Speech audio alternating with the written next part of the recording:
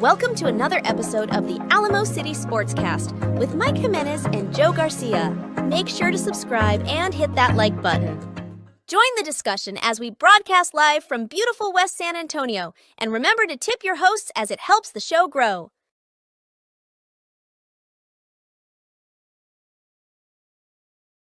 What is up? Got it. What is up, San Antonio? What's going on, South Texas? This is the Alamo City Sportscast coming at you from San Antonio, Texas, the west side of San Antonio. My name is Mike Jimenez. Joe Garcia is out for the next 2.5 weeks, basically for the month of August. For those of you who don't know, he is doing training right now for his new job over at the Department of Homeland Security. So Chris Gonzalez already asking the question, does Jimenez already understand the technology? I'm hoping it's working well. Again, I'm not a technological guy, but I just like doing sports, pop culture, nostalgia. I don't like doing the technology behind it. But I'm assuming my headphones are working right now. And today we're going to have a show, a lot about the Spurs, a lot about Wemby, Stephon Castle. We'll get into some NFL talk as well. But I think the tide's turning right now when it comes to Victor Wembanyama right now, because I put out that hypothetical before the Olympics started. What if Team USA played Team France and Wemby had a chance to win the gold? Would you cheer for Team USA and LeBron James and Steph Curry and all those guys, or would you cheer for our own guy, Victor Wembanyama? No different than 2004 when you saw Manu Ginobili lead Argentina to a gold medal over Team USA. I was cheering for Manu at that time, and about a month ago, everyone saw that hypothetical and thought, you know what? We're going to be Team USA all the way. But I have a poll out right now that I posted about half an hour ago on Twitter at MJ Acquired Taste, asking this question: who are you going for if that happens? Because now we're down to the Final Four in men's basketball after Canada lost to France yesterday. France, you saw Evan Fournier turn back the clock yesterday. And then Team USA going out and beating the living crap out of Brazil. We're now one game away each from facing each other in the gold medal game. So let's talk about that, right? We're going to get into Stephon Castle. Jeff Garcia from Locked On Spurs and Ken's 5 has an article on Ken's 5 today talking about how odds makers believe that Stephon Castle will not average double figures in points this year. So my question for you, Spurs fans, is what's a good number? What is a good number? We'll get into the NFL talk as well. Lots going on around camp. Yesterday, we talked about how Brandon Ayuk is potentially a trade target for the Cleveland Browns. Now, another team that was considering him has actually dropped out of that race. We'll get into that as well. And, one thing that I also want to talk about today, and I brought up with Joe, when we first started doing this podcast, the whole point of the podcast was to do a show for the early morning, right? For the morning, late morning, early afternoon, because between 10 and 2, radio goes dark around that time locally, right? San Antonio Sports Star, Ticket 760, they do not have a midday show anymore. And it was ourselves and in the building with Rudy J and Mike Taylor doing their thing. And we really enjoy each other's content. And I have been told, and I don't know if this is accurate or not, that they're going to be moving their podcast to the evenings, which would only leave us in this time slot, which is fascinating because if that is the case, and I hope that's not the case, by the way, I want their podcast to continue because it's successful and it continues to grow. But if we're the only ones left in the late morning, early afternoon time slot, you got to let people know. Right now, we're at 1,036 subscribers, man. 1,036 subscribers. Let's get to 1,200 by the time Christmas rolls around. That's the goal when it comes to it all. Lots of people already in the chat. Chris Gonzalez already reaching out saying, Poodles in Paris, vive la France. Mario Cavazos in the house saying good morning. Same for Sam Salinas as well. Sam also saying that Joe's getting his license to kill. He's a Fed, baby. He's a Fed. It's nice to know these people, right? Chris Leha coming out there. You know what? Chris Leha was mad about the me being added to the mural that had the blood in, blood out guys. La Onda. JHNSB says France found out how to win. Sit Wemby and Gobert. Wemby played most of the game yesterday. Victor Wembanyama yesterday, 7 points, 12 rebounds, 3 assists, had a block. She had a decent game, man. Sam Salinas reaching out and saying, "Come on, man! I said it was just the group stage, and the teams that were expected to make it in the knockout rounds were giving their all in the group stage. They're all taking it seriously now." So you look at the 4 betting favorites before the Olympics started. You had Serbia, you had Team USA, and you had Germany. The 4th team that was supposed to be there was supposed to be Canada, and somewhere around that range was France as well. France coming on in, and I suppose that was considered an upset yesterday against Canada, but we'll get into that as well. Again, we're going to go till about 11:15 or so. Again, going to be doing this without Joe for the next couple of weeks. Um, what's different is that I'm actually having to do the show and manage the chat at the same time. I'm not used to that. I'm used to Joe just popping things up. So forgive me if I pause every once in a while. But let's talk about Team USA. Let's talk about Team France. France yesterday going out there and getting that win over Team Canada. Team Canada with SGA out there. They beat them 82-73. France led from first possession all the way to the last possession. Cover to cover, they led that game.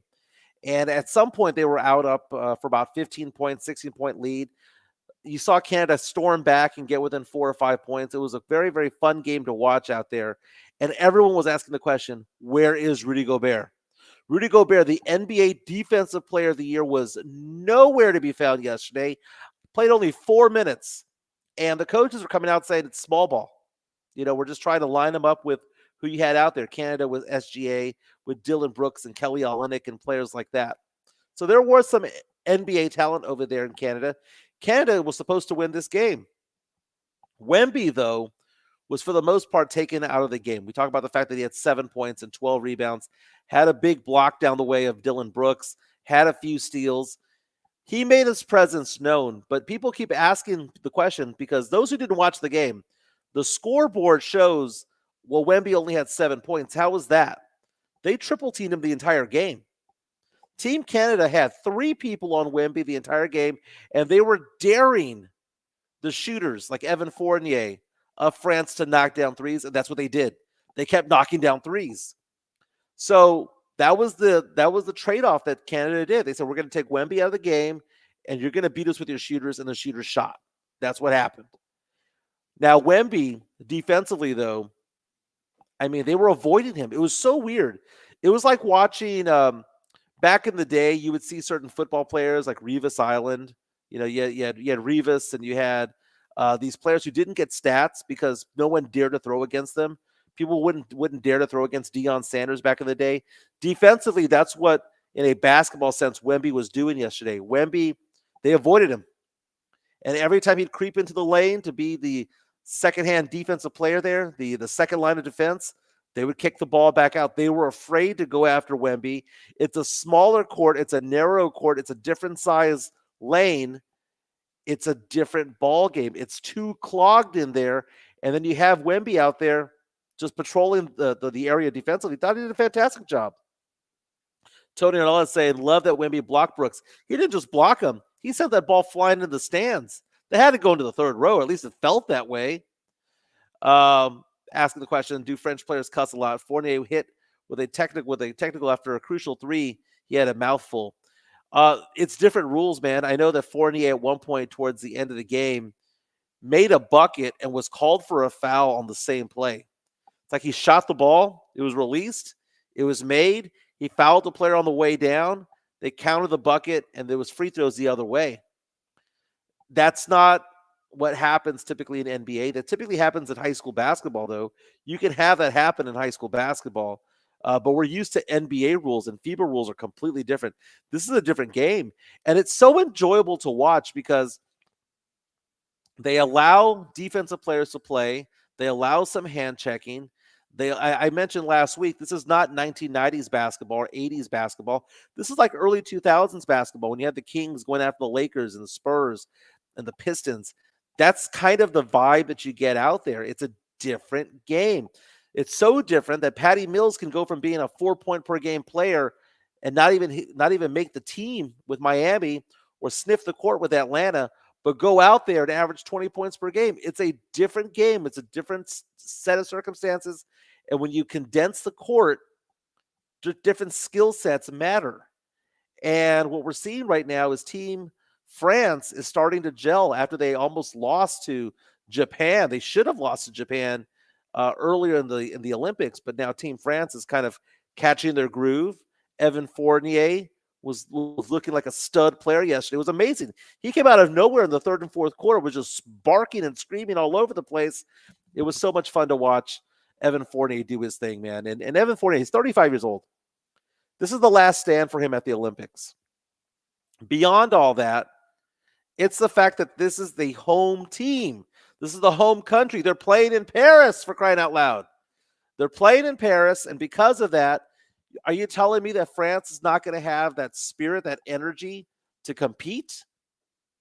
And now France plays Germany, a German team that has a lot of stud talent. Germany beat Greece to knock out Giannis Antetokounmpo out of the game. But, you're seeing like Franz Wagner as part of the team, Daniel Theis, and a lot of NBA talent there. Dennis Schroeder also on this team. Team USA is going to take on Nikola Jokic and Serbia. Serbia beat Australia 95-90 in overtime, knocking out Patty Mills. But look at that Serbian team with Bogdan Bojanovic. That Serbian team that has obviously Nikola Jokic and also Nikola Jovic. I mean, dude, Jokic, was he won with 3 MVPs? It's a different game. It's a different game. If you're a betting man, would you bet Team USA or Team Serbia in that game? This is FIBA basketball. You have no Jokic down there. Okay, so who are you gonna stick on him? Anthony Davis? Are you gonna stick Bam Adebayo on him? It's a very intriguing matchup that you have over there. And Bogdanovic can light things up, man. He sets the twine on fire. He could knock down 3 after 3 after 3. So thinking about that, one of the best comments I saw from a commentator was the reason why this is difficult to win in FIBA is because it's a 40-minute game, not a 48-minute game. It's a narrow court. And if you get cold for 5 or 6 minutes, you might be done. Look at Canada yesterday against Team France. They got cold the first 6 to 8 minutes of the game, and they couldn't claw back. They got back within 4 or 5, but they got cold for about 8 minutes, and they were done. Team USA does that. Team USA drops their pants for a quarter against the Serbian team. They're going to lose. They're going to lose if that happens. Opposite's also true, man. Serbia gets cold, they will lose as well. Sam Salinas reaches out to us on our YouTube stream. Again, we're live on Facebook and YouTube. Says Serbia initially gave the U.S. a game, knockout game, going to be different Serbian team. USA has beaten Serbia in these Olympics, and it was a bit of a rout, actually. You're right. The first half was kind of close, but third and fourth quarter pulled away. JHNSB saying it won't be close, LOL. You sure about that? Sure about that. Now, Kevin Durant yesterday became the biggest scorer, the lead or the Team USA score of all time when it comes to Olympic basketball, men and women's yesterday. So congratulations to him. So here's the big question. Tony Arnaldos is hitting the nail on the head. I have a poll on Twitter asking the question, if France beats U.S. for the championship, am I un-American because I want Wemby to beat the NBA's best? And that's what we need to get into, because a month ago I asked this question and everybody was like, dude, you're completely un-American if you believe that. Completely unpatriotic if you do that. I put a poll out there and it was like, no, 75% of people were like, no, we're going to go for Team USA. But now I post that poll today. Now that it's getting closer, now that we know that Team France and Wemby is just 2 games away, 2 wins away from winning a gold medal, it becomes more and more clear. Can you imagine? Imagine if it comes true the way that I said. I said France up by 1, LeBron with the ball to win the game, going up against Wemby. Do you want LeBron to make the bucket or Wemby to swat it? And I was saying I want him to swat LeBron's ass. 3rd, 4th row, man. Swat that ball into the stands. That's what I would want. And now we're 2 games away from that potentially happen. And I swear, if that happens, if that whole scenario happens, I am going to be beside myself. I'm going to be doing a victory lap around the neighborhood if that happens.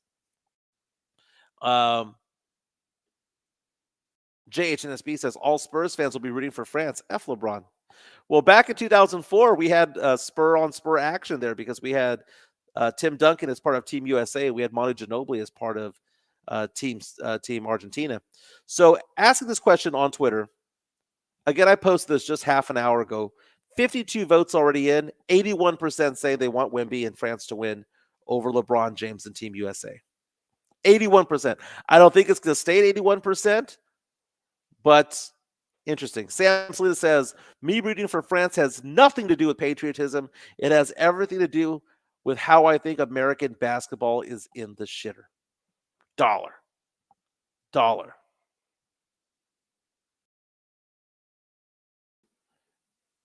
Sith saying, share, like, and react, man. Show some love to Jimenez, baby.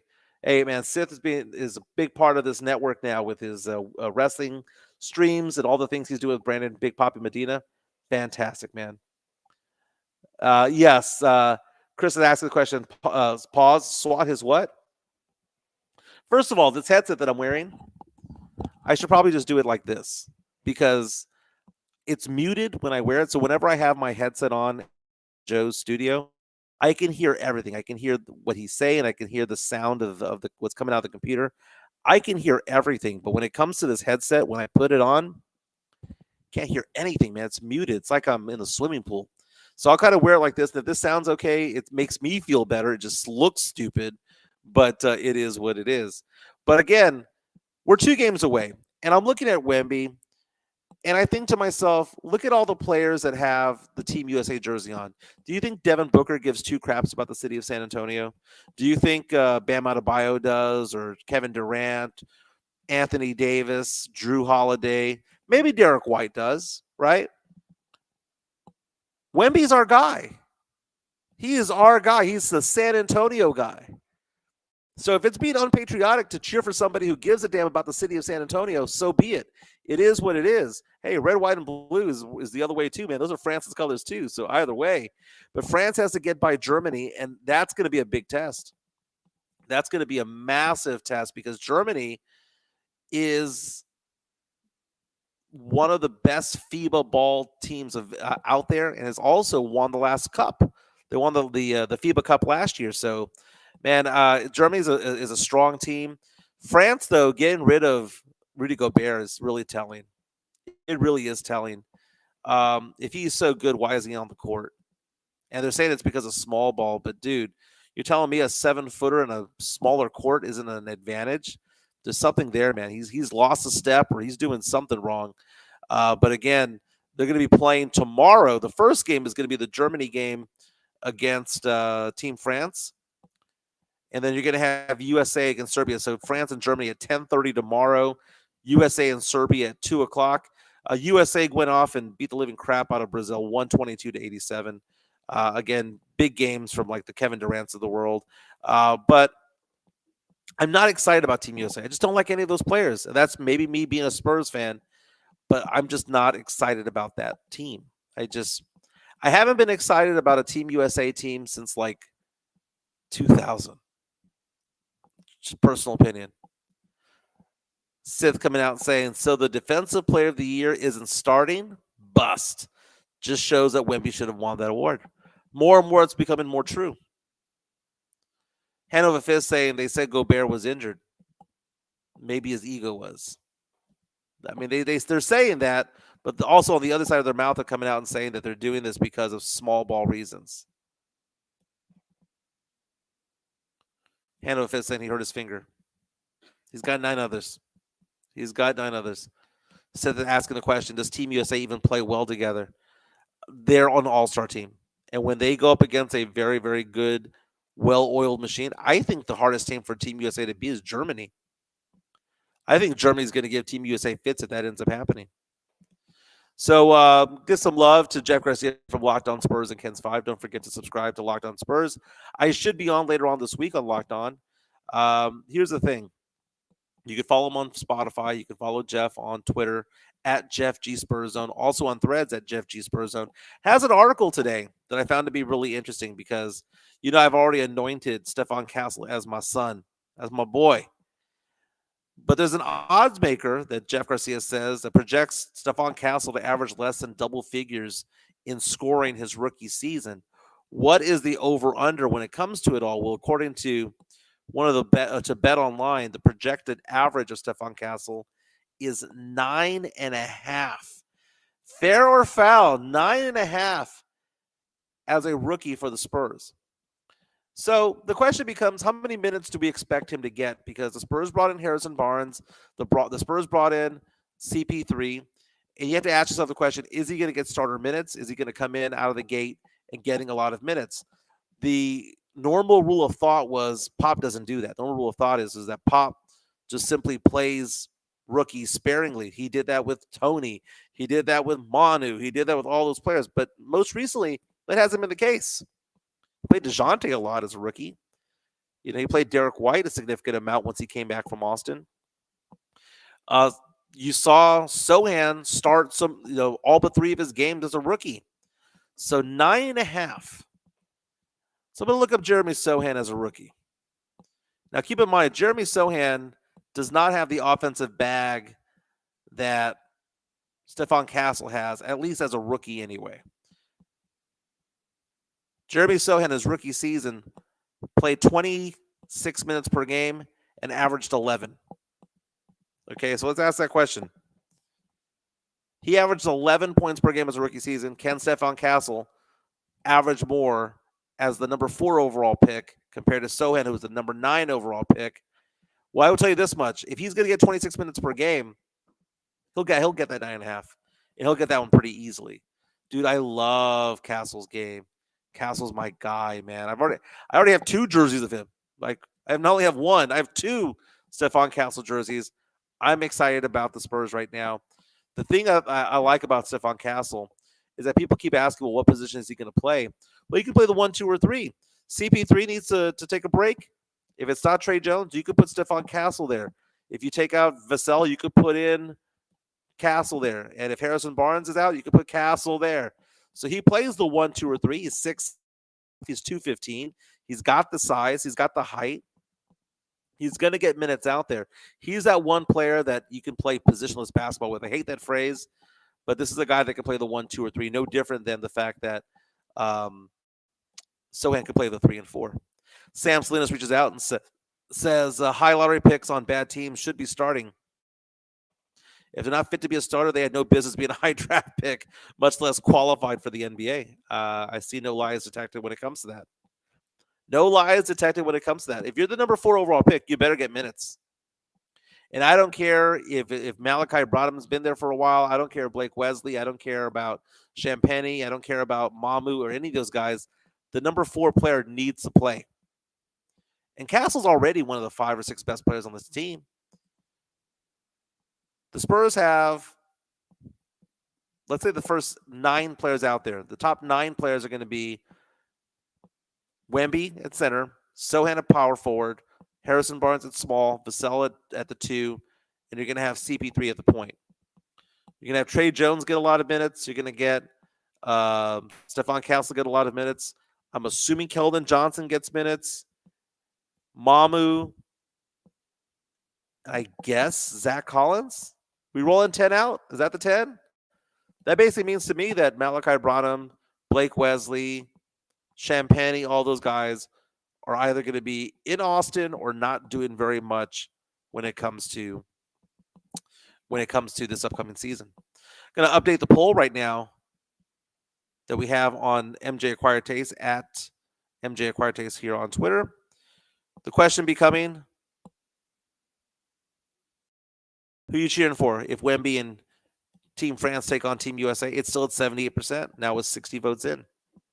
So on the stream, if you could tell me how many Midtown Texas, exactly. Champagnie minutes equal restroom break. The dude gets paid to do cardio. That is all that he gets paid to do. He sucks, man. I can't stand him. Tex-Mex Frank, giving some love for Mario. Very nice. Tex-Mex Frank also sports the Alamo City Sportscast gear, baby.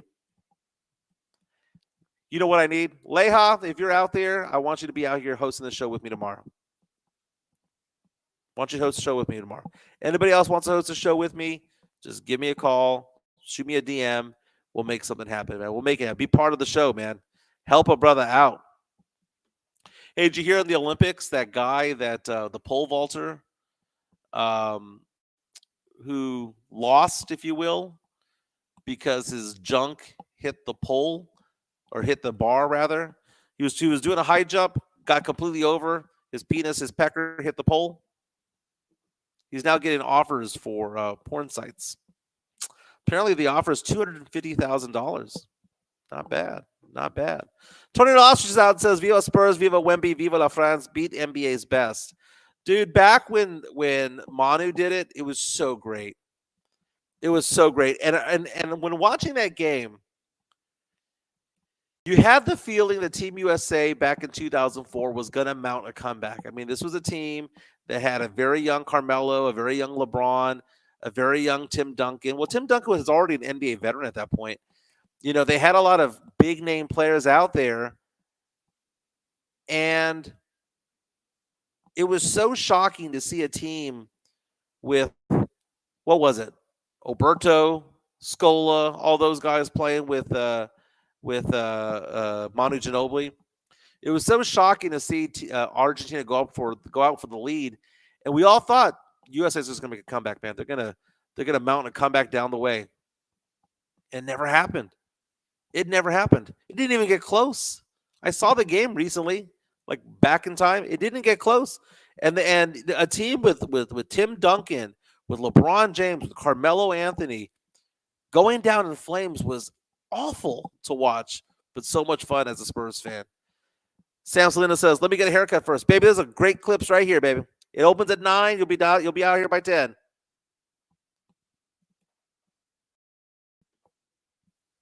Hanover Fist says, "I can join on televideo, not going to West Sides early." Dude, I can barely handle technology right now, man. Can barely handle technology. Tony Ostrich is out on our YouTube stream, says, "It felt great, but bad for Timmy because Timmy really is an American. My opinion is the islands shouldn't be U.S. properties, but that's their own country, man." Island accent. Very cool. Very cool. The Olympics are going to be wrapping up, man, in a matter of a week or so. Last night I was watching skateboarding. Didn't realize it was a sport. Kind of like was bored to tears with it. I like the track and field. The swimming is fine. Watching Ledecky do her thing is pretty cool. Wasn't really into gymnastics this year. Simone Biles is fun to watch and whatnot, but I just really wasn't into it. I've just been watching basketball. Speaking of basketball, the women's basketball team is taking the court today. They are a couple of games away from a gold medal. They should win it as well. They should be hoisting the gold again. No Caitlin Clark, though. No Caitlin Clark. So Team USA is in the quarterfinals in the women's side. 2:30 tip-off against Nigeria. Semifinals would be on Friday if Team USA does advance. Chris Layhouse says, "Maybe Friday if you run the show. Let's make it happen, baby. Let's make it happen." I know John Dyer was here a couple times. We had Sean Quintero do the show. And that's the cool thing about like what Joe and I have done with the podcast was that, we've had Leha come in, we've had Spernandez, we've had Brandon, we've had all these people come in and be part of the show. It's kind of like the people show. And it's better when it's a conversation. And I need to do a better job of making sure that we have other people coming on in to co-host, because flying solo, when I did this on radio, they're like, "Oh, well, you did this on the radio." Yeah, but I had a 10-minute commercial I had a 5-minute commercial every 10 minutes, right? And you kind of get your mindset when it comes to it all. And then you had sound, and I always had Pledger to lean on. Tim Gonzalez reminding us that it's a 58 winning streak for Team USA right now. Did you see Framber Valdez yesterday for the Houston Astros? Framber took a no-hitter into the bottom of the ninth inning, or took it to the ninth inning, rather. 2 outs, 1 out away from a no-hitter, and gave up a 2-run homer. Got pulled out of the game, didn't even get a complete game, still got the win. I believe it's 14th for the year, and the Astros won that game. Went to Minute Maid a couple weeks ago. Had never been there. It was fun. Loved Minute Maid Park. But one of the things that happened to me that I didn't mention on the show was my friend and I went out there, and you go to the concession stand, and much like the one that they have here in San Antonio at the Frost Bank Center, they have that one concession stand where you kind of just grab your shit and you walk out the door, and they somehow know who bought who because you scan your card. Okay, they have one like that at Minute Maid Park, but it's like a grocery store. It's not like just a line or a row with soda and popcorn. It's like a big old grocery store with all the candy and popcorn, all that stuff. And I didn't know what was going on. I just walked in behind somebody, and I realized I never scanned my card. Ultimately, the Minute Maid people just told me, just leave. Just leave. You're fine. Just leave. So I had popcorn, peanuts, Cracker Jacks, 2 beers, and all that. They just told me to walk off, and I just walked off. So Sampson's reminded me that Framber was 1 strike away from a no-hitter. By the way, the person who hit the home run, had also broken up a no-hitter just last year as well. So that's the thing. That's the thing. So what are you guys looking forward to in the Olympics right now, man? Anything going on right now in the Olympics you guys are excited about? Leha. Leha, fucking Corey Seager, that son of a bitch. That's right, baby. Rangers, baby. Chris Leha with a $5 super chat, $4.99, saying for the swear jar. It's not only a swear jar for you, for me posting it, but it's also for me for having to say it, is the thing. That's very cool. Lauri Markkanen is off the market. We talked about this late in the show yesterday. Lauri Markkanen, details of his deal have come out. Okay, the Spurs weren't going to do this, man. The Spurs weren't going to do this. Now, Lauri Markkanen was signed by the Jazz to a 5-year, $238 million contract. So let me get my handy-dandy calculator out. 238.5 divided by 5, $47.7 million a year. Get the hell out of here. I need to add $5 to the super chat. There was no way in the world the Spurs were going to compete with that. There was no way they were going to give $47 million to Lauri Markkanen when we're going to have to pay Wemby $75 in about 3 years. That's what it's going to be. Lauri Markkanen getting the bag. He's a great player, man. LeBron James calls him one of the favorite players that he sees in the NBA. He loves him. But as Midtown Texas says, Lauri got that Tim Duncan money. $47 million a year. 47. So let me get this straight. Danny Ainge said no to 3 or 4 first-round draft picks, but was willing to pay Lauri Markkanen $47 million. Lauri Markkanen's a good player. 35, sure. 40, gun to a head, sure, I guess. But 47 and change? Was he like a 1 or 2-time All-Star? 47 and change? Dude only had 1 year left on his deal at $18 million. Again, that's on ESPN.com. Chris Gonzalez says today is the 400-meter relay. Now we're talking, baby. Now we're talking. That is one of the best parts of the Olympics right there, is watching the 4x100, 400-meter relay. That's so much fun. You see Team USA. And here's the thing. How is Jamaica so good at track and field? I've never understood how these island nations, when you look at the population, have like, USA has 350 million. They got like 3 million. And somehow they have all the best runners in the world. I've never understood that. And Jamaica is a poor island nation. I mean, unless you're on a sandals resort, there ain't nothing there for the people, man. I've driven up and down Jamaica before one time, and it was gross.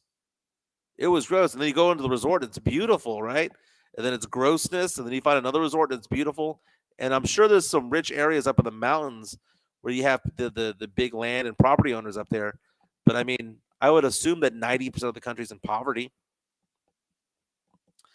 Chris Gonzalez coming out with Lauri Markkanen's converting into a Mormon. It's probably why I got the money, right? Hand over fist and running on the beach. Chris Gonzalez says Jamaica is good at running because they run everywhere.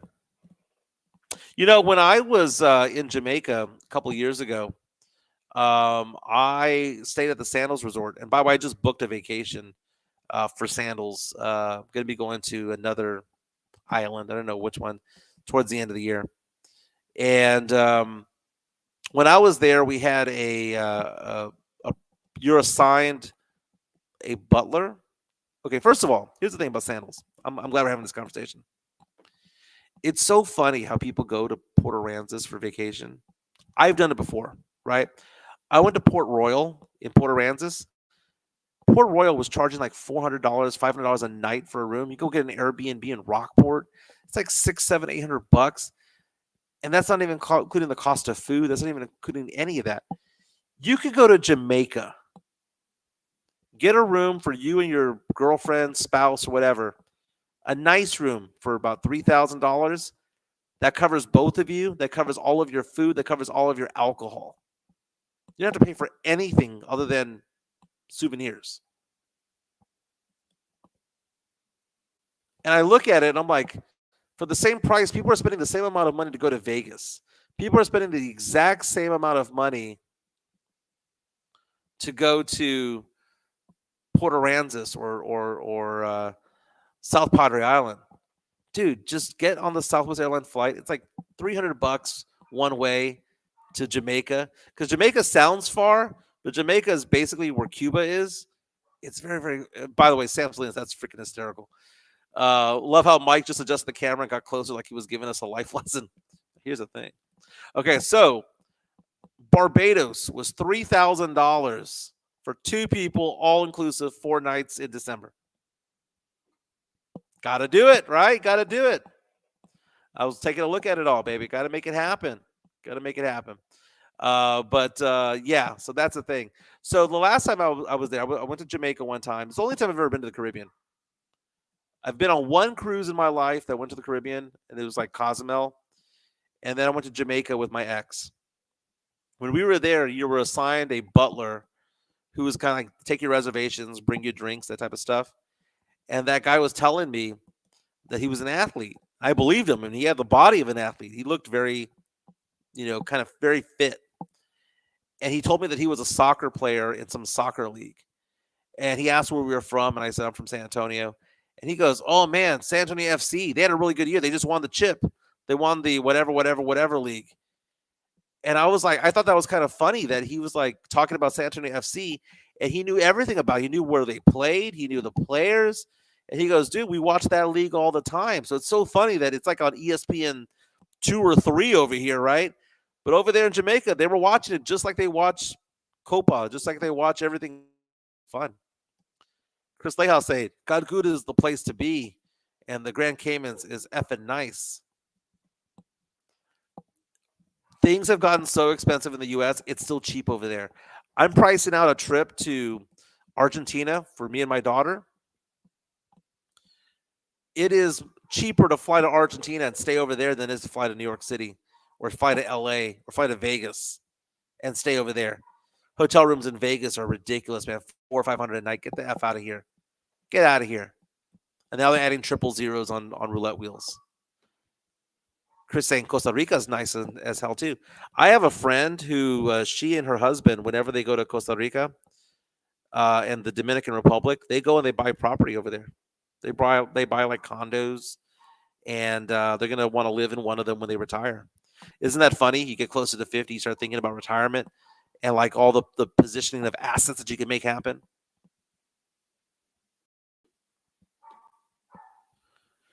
Mario says, what up, Sam? Are you going to join Mike? Make sure to talk dodgeball. One of you guys has to be out here tomorrow, man. Tony Nala saying, no way the Argentina flight is cheaper than New York City or Vegas right now. Well, I mean, if you're going to go like Spirit, Vegas is obviously cheaper, right? But what I'm saying is that I'm looking at the hotel rooms. You go to the hotel rooms over there in Argentina, you get a nice hotel for $125, $150 a night. You stay there for 4 or 5 nights. You add the flight. The flight might be a little bit more expensive, but you add it all together, it's the same price as going to Vegas and staying over there at the MGM Grand or Caesars or wherever. It's the same price as going to New York and staying in an Airbnb over there, or going to Miami. Miami's freaking expensive. You can go to Argentina for cheaper. You can go and you might look at like the amount that I said for Jamaica or the Cayman Islands. Dude, it's all inclusive, baby. It's like a cruise. Cruises are the most economical thing, but the problem is that a lot of those cruises are ghetto, man. A lot of them, like the Carnival ones, suck. But like Royal Caribbean, not bad. Asking if they have a Manu Ginobili tour. Sam saying, get out of his meetings. Now, Sam, you work in this area, right? And we don't have to do it in my home. We can go to a coffee shop. You and I can go to Starbucks, buy your work, and do this show. It's that simple, man. Really, I can do it wherever I'm at. The problem is I miss Joe, man. I miss Joe tremendously because I like bouncing things off him. I like him ragging on me a little bit. I like all that stuff. Doing this kind of solo, gonna be honest with you, a little disjointed, baby. A little disjointed. Anyone got vacation plans? Or are we done for the summers? Kids are going back to school in 2 weeks. I know we have the tax-free weekend coming up in about a week, and I ain't gonna go to the mall, man. I ain't gonna do any of that crap. No, thank you, man. Not at all. Not at all. But let's see here. Take a look at what Jeff Garcia has on again, disjointed. Again, these are things that I do whenever Joe is talking. I check my notes. Jeff Garcia, Locked On Spurs against 5 at Jeff G Spurs Zone. He just posted the article about the contract that's signed by Lauri Markkanen. Fantastic. The Austin Spurs will hold local player tryouts on September 7th at St. Michael's Athletic Center in Barton Creek, Austin. So if you want to try out for the Austin Spurs, there's your chance, baby. There's your chance. Going back to Stephon Castle, I'm going to predict 12.5 points, 4 rebounds, 3.5 assists, and a steal and a half. That's what I'm going to predict.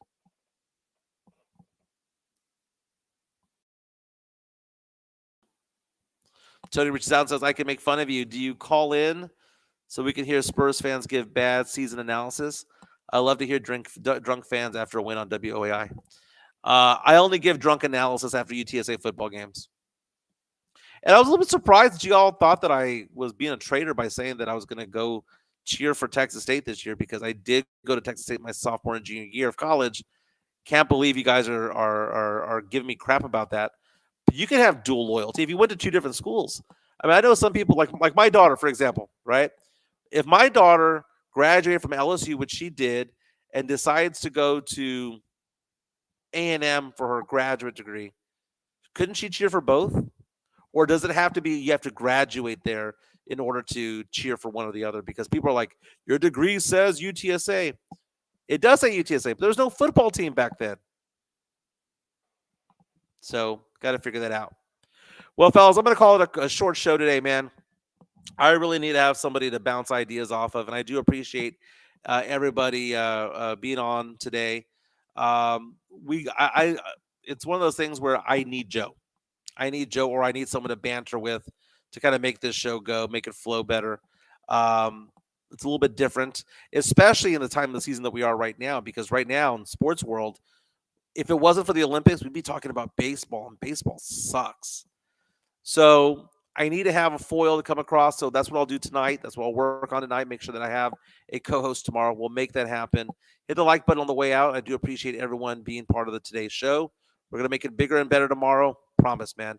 See you guys tomorrow.